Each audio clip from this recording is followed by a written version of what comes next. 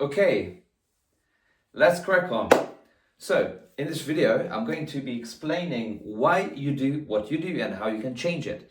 So, if you do not get the results that you want in your life through how you act and how you think about things, this video is going to be for you, because we are going to be breaking down exactly what makes you do what you do.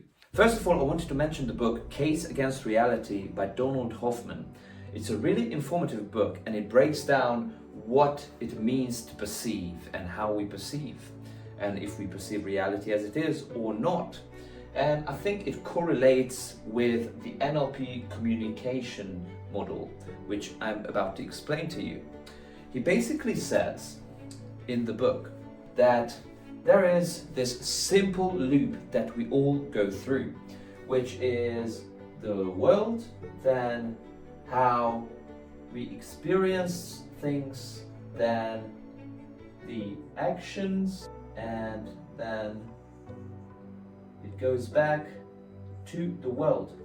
So it means that our world, how we perceive the world, shapes how we experience it, and that results in an action, and then goes back into the world and gets the results which we experience again and act on it, which I think is very interesting. So from the world we perceive, and that gives us our experience, then we decide. So through a decision we take action, and from the action we act, and we get the results in the world, and that sort of shapes our experience, and we get more of what we do, what we act on.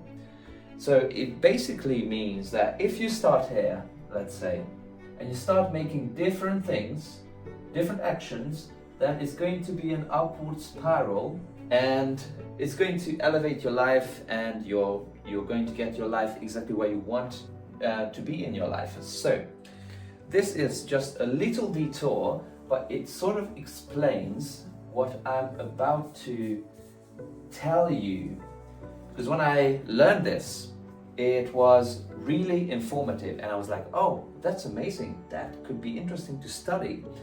So, first of all, there is this vast amount of information that comes to us every second from the world, from situations, from our experiences. And how we experience is what matters. It is what's going to translate into action. So there is the external event. As we learn at school at a very young age, that our senses are through which we perceive the world. Just to recap on that, we see, we smell, we touch, we hear, and taste. So we translate the events through our senses, so we get it in our body and intellectually as well. But there is this vast amount of information that comes to us, which I mentioned, which is around 11 million bits per second. There is a lot of information. We cannot possibly digest or understand everything that comes to us through our senses. So we distort, delete, and generalize everything that comes to us. So the external event will get to us through our senses, and only 126 bits per second arrives to us, so it's digestible. And it also comes in 7 ± 2 chunks, which means that our conscious mind is better in keeping things in it if it's 7 + 2 amount of information. So that's why phone numbers are sectioned up into 3 and 4 digits in order for us to remember it. If we need to remember the 9-digit or 12-digit or whatever your phone number is, then it is much easier to remember it if we chunk it up into, well, smaller than 7 ± 2 chunks. So we can do 3 digits, 3 digits, 4 digits, and that's why it's chunked up like that. So it's easier to remember. The external event we experience through our senses, and only 126 bit per second comes to us consciously. So out of the 11 million bits per second information, we delete most of it. And the rest that comes to us, we distort and generalize. And it's very useful because it helps us to make sense of things. But it can also be counterproductive and can result in a, well, not intended result.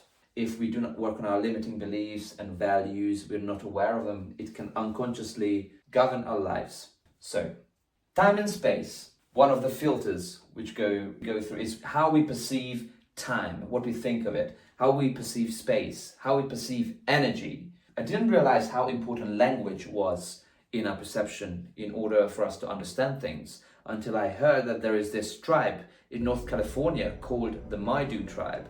They speak the Maidu language, and for colors they have 3 different words, as opposed to the English language, which has 11 different words for the main colors. So that means, for example, 3 words in Maidu which I learned is luck, tit, and tulak.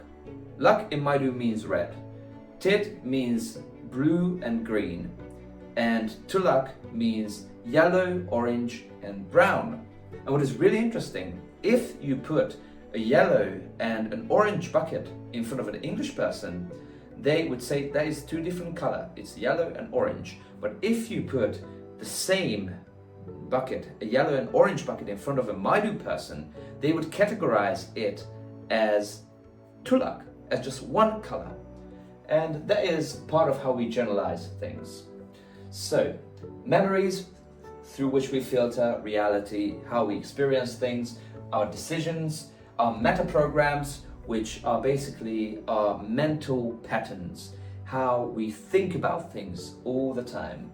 Values and beliefs are very important because that is how we perceive things, through which we give meaning to things. You probably had an experience that you were just thinking about something, some situation, someone in your life in a way all the time. That is because of your values, because you hold these values to be true.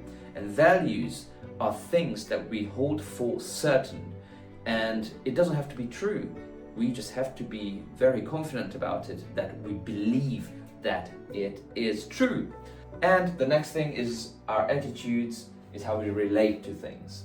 But the main thing about this is that this can be constructed. So this is how we construct the meaning that we give to things through the external event that we experience. So we translate this external event into some things in our heads, how we experience things. And that is our internal representation. That is the meaning that we give to that event. And that in turn causes a state in us that puts us in an emotional state.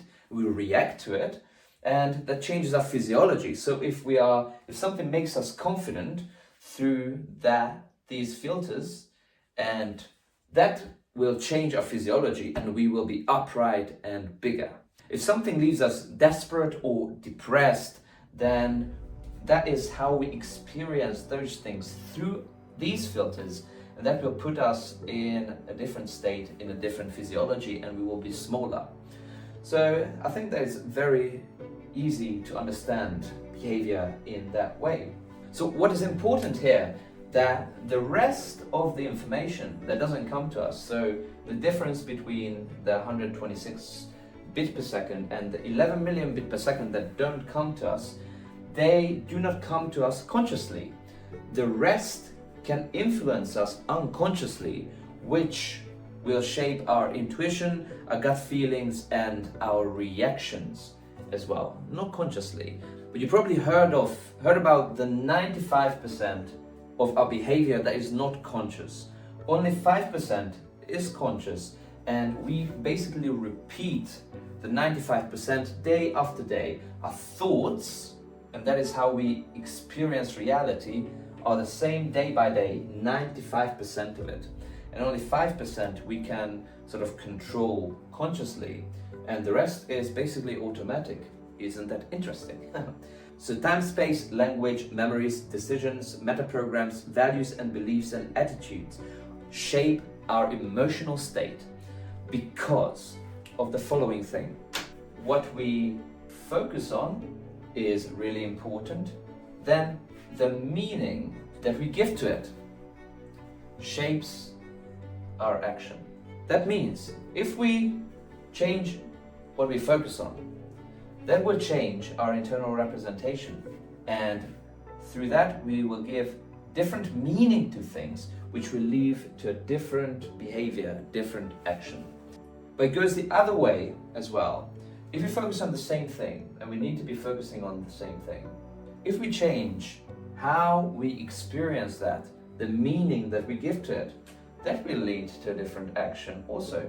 We will feel different, and we will look different. We will have a different energy about us. So the most amazing thing about this is that once you know this, your actions, your behavior is shaped. You can actually design it, the results. You can reverse engineer how you want to be behaving, how you want to be acting, and then you can go into the meaning. So what is the result that you would want to get? What action would you need to do in order to get that result? What is the meaning that would be useful for you in order to take the action? And what is the thing that you need to focus on in order to make your life easier? Because most of us focus on the bad things, because our brain knows that that is survival. If we are aware of the bad things, we will survive. We can prepare for the worst case scenario. But that is most of the time not very productive, because it will keep us in a fight or flight state, which will impair our ability to learn and to react and to be grounded and to create, because the main focus of that state is to run away or to fight. So no creativity, no long-term thinking, no long-term planning. So this is why it's good to be aware of this, because now you know how to change your behavior, how to change your mind, how to change the results that you're getting. And you can consciously design your life, how you want it to look, feel, smell, touch, hear what you want, and taste. And that is the whole aim of this. Because all of us have our blueprints in our heads that can be changed. How we perceive reality, this is mendable. This is how we perceive reality, and through neuroplasticity, these things can be changed any stage of your life, which means the results that you're getting at any stage of your life can be changed. So now that you understand how your brain shapes your reality, imagine what happens if you redesign these filters on purpose. And this is what this channel is all about: self-design and creative leadership. So remember, emotions are the things that set you into motion, through which you can achieve different results. So if you want to learn how to reprogram your emotional patterns, reclaim your voice, step into your authenticity and creative leadership style, then subscribe, because we are going to be tackling everything around this. See you next time.